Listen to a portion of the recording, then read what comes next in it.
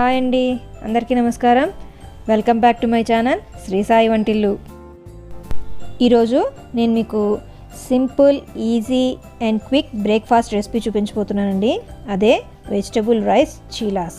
ఇవి చాలా ఫ్లఫీగా అలాగే చాలా టేస్టీగా కూడా ఉంటాయండి. వీటిని తయారు చేసుకోవటం కూడా చాలా ఈజీ. మరి ఎలా తయారు చేయాలో చూసేద్దామా? ముందుగా ఒక గిన్నెలోకి 1 కప్పు బియ్యాన్ని తీసుకోవాలి. ఇప్పుడు ఈ బియ్యాన్ని శుభ్రంగా 2 సార్లు వాష్ చేసుకోవాలి. నేను ఇక్కడ నార్మల్ రైసే తీసుకున్నానండి. మీ దగ్గర రేషన్ బియ్యం ఉంటే వాటిని కూడా యూజ్ చేసుకోవచ్చు. వాటితో అయితే ఇవి ఇంకా సాఫ్ట్గా వస్తాయండి. ఇలా వాష్ చేసుకున్నాక ఇప్పుడు ఈ బియ్యంలో సరిపడినన్ని నీళ్లు పోసి కనీసం 3 గంటల పాటు నాననివ్వాలి. 3 గంటలకి ఇవి చక్కగా నానిపోయినాయండి. చూసారా?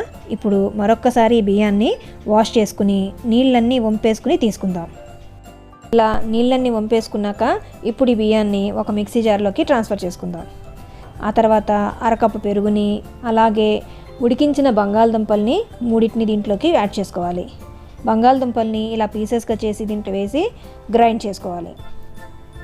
ఇప్పుడు ఈ బ్యాటర్ని మనం ఒక మిక్సింగ్ బౌల్లోకి ట్రాన్స్ఫర్ చేసుకుందాం.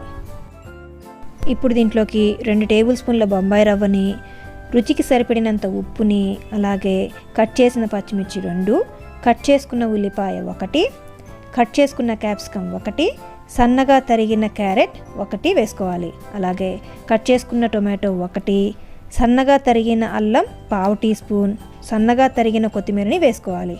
ఆ తర్వాత 1/2 టీ స్పూన్ బేకింగ్ సోడాని, ఆ తర్వాత ఆయిల్ 1 టేబుల్ స్పూన్ని వేసుకోవాలి.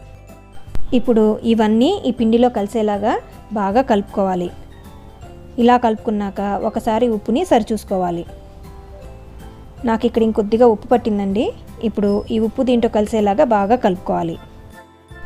ఆ తర్వాత స్టవ్ వెలిగించి ఒక ప్యాన్ పెట్టి ప్యాన్ని మీడియం ఫ్లేమ్లో హీట్ చేసుకోవాలి. ప్యాన్ కొద్దిగా హీట్ అయినాక ఇప్పుడు దీంట్లోకి 1 టీ స్పూన్ ఆయిల్ని అప్లై చేసుకోవాలి. ఇలా కొంచెం స్ప్రెడ్ చేసుకున్నాక మరీ పల్చగా కాకుండా మరీ మందంగా కాకుండా ఇలా మీడియంగా అట్టల్లే వేసుకుని పైన కొద్దిగా ఆయిల్ జల్లి దీన్ని 2 వైపులా దోరగా కాల్చుకోవాలి. ఇప్పుడు దీన్ని ఒకసారి ఫ్లిప్ చేద్దామండి. చక్కగా కాలిపోయింది కదా. రెండో వైపు కూడా దోరగా కాల్చుకోవాలి. 2 నిమిషాల తర్వాత దీన్ని ఒకసారి ఫ్లిప్ చేసుకుందామండి. చక్కగా కాలింది కదా. ఇప్పుడు దీన్ని ఒక సర్వింగ్ ప్లేట్లోకి ట్రాన్స్ఫర్ చేసుకుందాం. ఇది ఫస్ట్ వెరైటీ అండి. ఇప్పుడు సెకండ్ వెరైటీ. మళ్ళీ 1 టీ స్పూన్ ఆయిల్ని అప్లై చేసి మళ్ళీ ఒక అట్టు వేసుకోవాలి. ఇలా వేసుకున్నాక ఇప్పుడు దీనిపైన కొద్దిగా ఆయిల్ని వేసుకుందాం. అలాగే సన్నగా తరిగిన క్యారెట్ని దీనిపైన వేసుకుందాం. ఆ తర్వాత సన్నగా తరిగిన క్యాప్సికమ్ కూడా వేసుకుందాం. ఇలా వేసుకున్నాక ఇప్పుడు దీన్ని మూత పెట్టి 2 మినిట్స్ కుక్ చేసుకుందాం. 2 మినిట్స్ తర్వాత దీన్ని ఒకసారి ఫ్లిప్ చేసుకుందాం అండి. చక్కగా కాలింది కదా.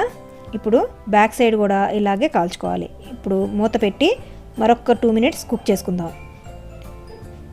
2 మినిట్స్ తర్వాత దీన్ని ఫ్లిప్ చేద్దామండి.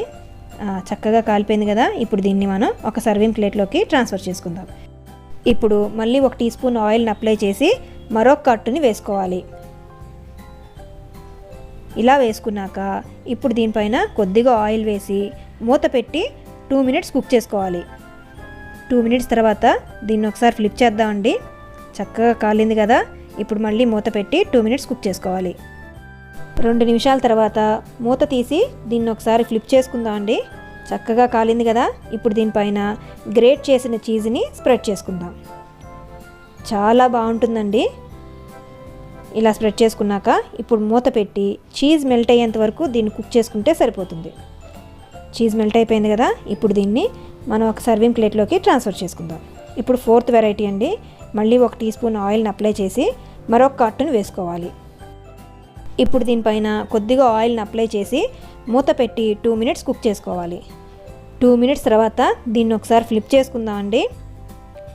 ఇప్పుడు మరొకసారి మూత పెట్టి 2 మినిట్స్ కుక్ చేసుకుందాం. ఇప్పుడు మరొకసారి ఫ్లిప్ చేద్దామండి. చక్కగా కాలింది కదా. ఇప్పుడు దీనిపైన సన్నగా తరిగిన క్యారెట్ని అలాగే సన్నగా తరిగిన క్యాప్సికమ్ని వేసుకుందాం.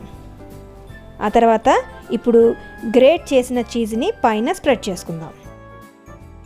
ఇలా స్ప్రెడ్ చేసుకున్నాక ఇప్పుడు దీనిపైన మూత పెట్టి చీజ్ మెల్ట్ అయ్యేంత వరకు కుక్ చేసుకుందాం. చీజ్ మెల్ట్ అయిపోయింది కదా. ఇప్పుడు దీన్ని మనం ఒక సర్వింగ్ ప్లేట్లోకి ట్రాన్స్ఫర్ చేసుకుందాం. అంతే అండి, మన easy and healthy breakfast vegetable rice cheelas 4 వెరైటీస్తో రెడీ అయిపోయాయి.